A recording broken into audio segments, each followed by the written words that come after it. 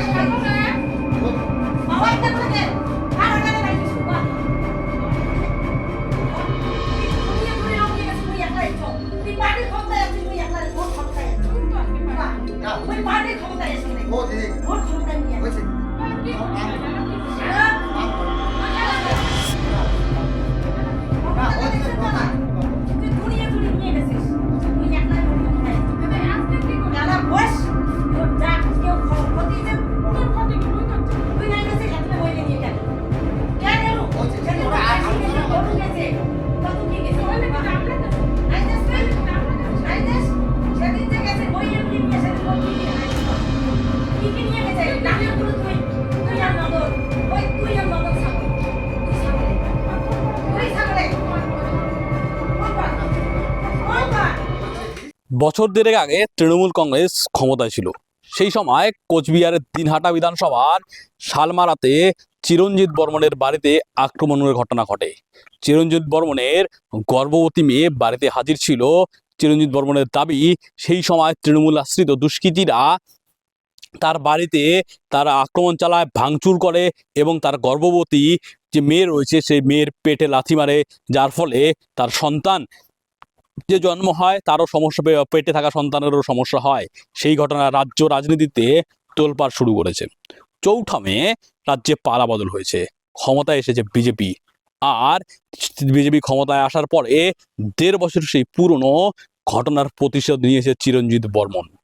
সেই ঘটনায় শেওড়াতলি গ্রামের বাসিন্দা বাসন্তী নারায়ণের দিকেই তার ছিল অভিযোগ। কারণ বাসন্তী নারায়ণ তৃণমূল কংগ্রেসের নেত্রী, আর বাসন্তী নারায়ণের নেতৃত্বেই নাকি তার বাড়িতে হাজির হয়েছিল দুষ্কৃতীরা।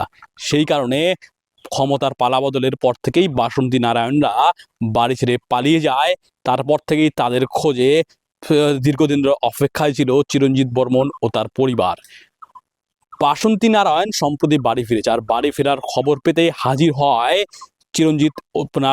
চিরঞ্জিত বর্মন ও তার পরিবার। এবং চিরঞ্জিত বর্মনের পরিবার বাসন্তী নারায়ণের উপর সেই ১.৫ বছর আগের ঘটনার প্রতিশোধ নেয়। বাসন্তী বর্মনকে ডিম ছুঁড়ে মারে, তার মাথাকে তাকে বাড়ি থেকে টেনে নিয়ে গিয়ে শেওড়াতলা MSK স্কুলের সামনে এক টুলের মধ্যে বসানো হয়।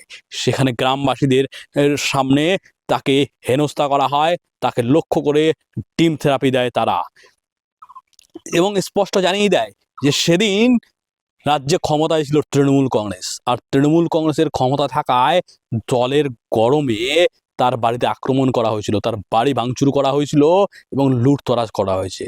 সেই লুটতরাজের বদলা আজ দিতে আছে তারা এসেছে। আজ সাথে কাউকে তারা নিয়ে আসেনি, একা এসেছে তারা।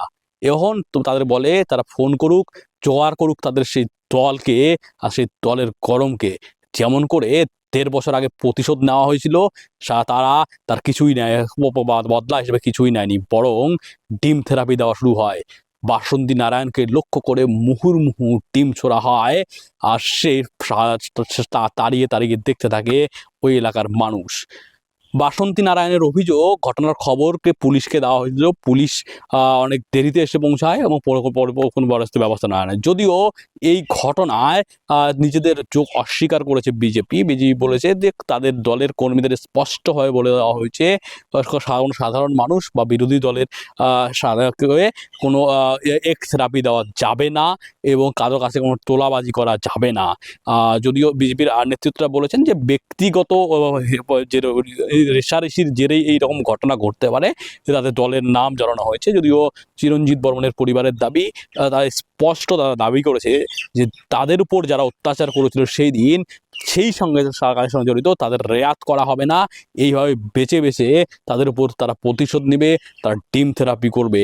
কেননা সেদিন ক্ষমতার বলে বিরোধীর উপর তারা অত্যাচার করেছিল, তাদের গর্ভবতী মেয়ের উপর আক্রমণের ঘটনা ঘটেছিল। সেই দিনটি তারা এখনও ভুলতে পারেনি।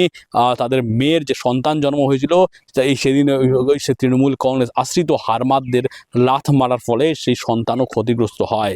সেই পেটের থাকা অন্তঃসত্ত্বা মেয়ের গর্ভে থাকা সন্তানের দোষ বা কী ছিল, সেই কারণেই কিন্তু সেই প্রতিশোধ নেওয়ার জন্য তারা এই করেছে। যদিও অনেকে মনে করছেন যদি বাসন্তী নারায়ণ এই ঘটনায় অভিযুক্ত থাকে, তার বিরুদ্ধে আইনি ব্যবস্থা নেওয়া যেত। মামলা রয়েছে, আদেশ আইন রয়েছে, সেটা আইন হাতে তুলে নেওয়ার অধিকার বা তাদেরকে কেই বা দিল তাদেরকে। যে রাজ্যে যেখানে আইনের শাসন রয়েছে, আর রাজ্যের মুখ্যমন্ত্রী বারবার আইনের শাসন প্রতিষ্ঠা করার বার্তা দিচ্ছে, সেখানে এইরকম থেরাপির ঘটনা, প্রতিশোধ নেওয়ার জন্য থেরাপির ঘটনায় কিন্তু রাজ্যের আইন শৃঙ্খলা নিয়ে কিন্তু প্রশ্ন উঠছে। যদিও বিজেপি এই ঘটনায় নিজেদের যোগসূত্র মানতে নারাজ। তারা স্পষ্ট জানিয়েছেন যে ব্যক্তিগত কারণে যদি কোনো রেষারেষি থাকে, পুরনো রেষারেষি থাকে, সেই ঘটনায় হতে পারে। বিজেপি কুচবিহার জেলার দিনহাটা বিধানসভা সভায় শালমারা এলাকায় দীর্ঘদিন ধরেই বিজেপির শক্তিশালী ঘাঁটি হিসেবে পরিচিত ছিল। সেই শক্তিশালী শালমারাতেই বারবার প্রভাব বিস্তার করার চেষ্টা করত তৃণমূল কংগ্রেসের নেতারা। সেই কারণেই কিন্তু শালমারাতে একাধিকবার তৃণমূল বিজেপির সংঘর্ষের ঘটনা ঘটেছে। সেই রকমই ঘটনা কিন্তু চিরঞ্জিত বর্মনের বাড়িতেও ঘটেছিল। সেখানে চিরঞ্জিত বর্মনের বাড়ির লুটতরাজের লুটপাট হয়, তাদের বাড়ি ভাঙচুর চালানো হয় এবং সেদিন সেই চিরঞ্জিত বর্মনের অন্তঃসত্ত্বা মেয়েও তার বাড়িতে হাজির ছিল, যে নিয়ে রাজ্য রাজনীতি ও জাতীয় রাজনীতি তোলপাড় হয়। তৃণমূল কংগ্রেসদের আশ্রিত দুষ্কৃতীদের ওই তার চিরঞ্জিত বর্মনের বাড়িতে তার মেয়ের ওপর লাথ মারার ঘটনা কিন্তু শোরগোল পড়ে গিয়েছিল রাজ্য রাজনীতিতে। যদিও পরবর্তী তৃণমূল কংগ্রেস ওই ঘটনার যোগ অস্বীকার করেছিল, যদিও ক্ষমতার পালা বদলের পরে সেই ঘটনার কিন্তু প্রতিশোধ নিল চিরঞ্জিত বর্মনের পরিবার। এই শেওড়াতুলির বাসন্তী নারায়ণ, যাকে তারা এই ঘটনায় অন্যতম অভিযুক্ত বলে মনে করে, তাকে সবার সামনে ডিম থেরাপি দিয়েছে। একদম টেনে হেঁচড়ে সবার বাড়ি থেকে বের করে নিয়ে গিয়ে ডিম থেরাপি দেওয়া হয় কিন্তু।